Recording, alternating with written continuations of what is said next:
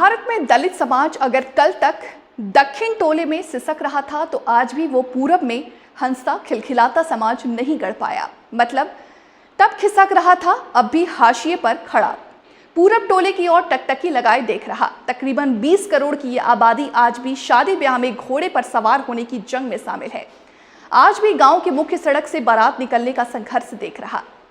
सरकारी नौकरियां और लोकसभा विधानसभाओं में आरक्षण के लाभ के बावजूद दलित समाज का बड़ा हिस्सा अगर आज भी हाशिए पर खड़ा है तो इसके पीछे दलित समाज के भीतर की वजहों की पड़ताल भी होनी चाहिए, क्योंकि रिजर्व सीट की नौकरी को न तो किसी संवर्ण ने हथियाई और न ही रिजर्व सीट से बने सांसद विधायकों को उनके अधिकारों से किसी ने वंचित किया। तो फिर देश का ये मेहनतकश तबका आज भी कतार के सबसे पीछे क्यों खड़ा है? दलितों को मिलने वाले आरक्षण में खामियां ही खामियां हैं, चाहे वो सरकारी नौकरियों में मिलने वाला आरक्षण हो या फिर शिक्षण संस्थाओं में एडमिशन के लिए मिलने वाला आरक्षण।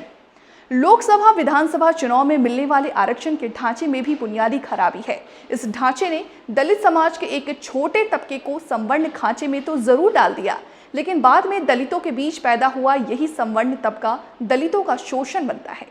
आरक्षण का लाभ मिला व नौकरी के जरिए आर्थिक रूप से मजबूत हुआ, सामाजिक हैसियत बढ़ाता है और संसाधनों पर कब्जे के जरिए अपने बाल बच्चों को अच्छी शिक्षा देकर उन्हें भी आरक्षण के जरिए नौकरी में पहुंचाया जाता है। मतलब जिसने एक बार आरक्षण के जरिए कुछ हासिल कर लिया वो अपनी पीढ़ियों को आरक्षण का अधिकार बनाता गया और अपने पड़ोसी को उसका फायदा मिलने से रोकता गया। ये सिर्फ नौकरियों में ही नहीं हुआ, ये राजनीतिक में भी खूब हुआ। बिहार में रामविलास पासवान को 2014 में बीजेपी गठबंधन ने 4 सीटें दी, जिसमें से एक सीट पर वो खुद, दूसरे पर उनके छोटे भाई रामचंद्र पासवान और तीसरे पर उनके बेटे ने चुनाव लड़ा। चौथी सीट सामान्य थी, इसलिए वहां से उन्होंने किसी दलित को टिकट नहीं दिया, जबकि होना ये चाहिए कि उन्हें खुद अब सामान्य सीट से चुनाव लड़कर आरक्षित सीट पर हाशिए पर खड़े किसी दलित को टिकट देना चाहिए। पूरे बिहार में दलित के नाम पर स्वर्गीय रामविलास पासवान को अपने भाई और बेटे के अलावा कोई नहीं दिखा। इस तरह से उन्होंने 3 वैसे दलितों को उनके अधिकारों से वंचित किया जो सत्ता में भागीदारी के लिए संघर्ष कर रहे हैं। दलितों के दूसरे बड़े नेता जीतन राम मांझी भी दामाद, बेटे, समधन सभी इस राह पे थे। आरक्षण के जरिए नौकरी पा चुके लोग अगली आरक्षण पर भी अपने बेटों बेटियों का हक समझने लगे हैं, जबकि वो लोग इतने सक्षम हो चुके हैं कि अपने बच्चों को सामान्य कोटे के संघर्ष में उतारकर आरक्षण वाले कोटे में हाशिए पर खड़े लोगों को मौका दे सके। जाहिर है आरक्षण नीति की इन खामियों ने दलित समाज में संवर्ण तबका खड़ा करके नए सिरे से शोषण का रास्ता खोल दिया।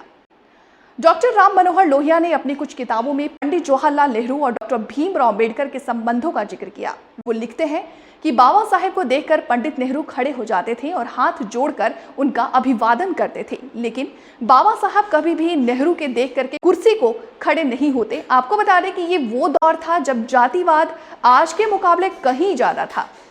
पंडित नेहरू ब्राह्मण थे, मतलब कि दलित संघर्षों को, दलित हितों को सिर्फ जाति के खांचे तक रखा गया तो नतीजे कभी अच्छे नहीं होंगे। हमें अंबेडकर के साथ साथ नेहरू के नजरियों को भी अपनाना होगा।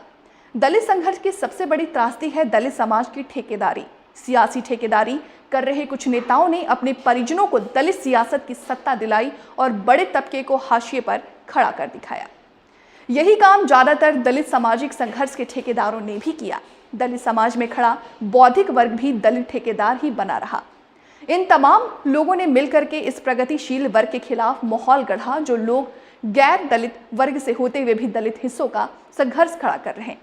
एक कदम बढ़कर जिन लोगों ने दलित हितों का संघर्ष खड़ा किया, उन लोगों के संघर्ष को दलित ठेकेदारों ने हमेशा खारिज किया या फिर उस संघर्ष को साजिशन संदेश के दायरे में रखा गया।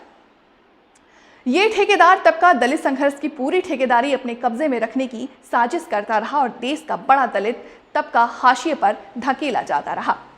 दलित अस्मिता का संघर्ष सामाजिक सहयोग के जरिए ही मुकाम पा सकता है। अगर आप चाहते हैं कि दलित और संवर्ण एक साथ एक टोले में एक संस्कृति का हिस्सा बनकर रहें, तो फिर दलित संघर्षों को दलित ठेकेदारों के चंगुल से आजाद कराना होगा।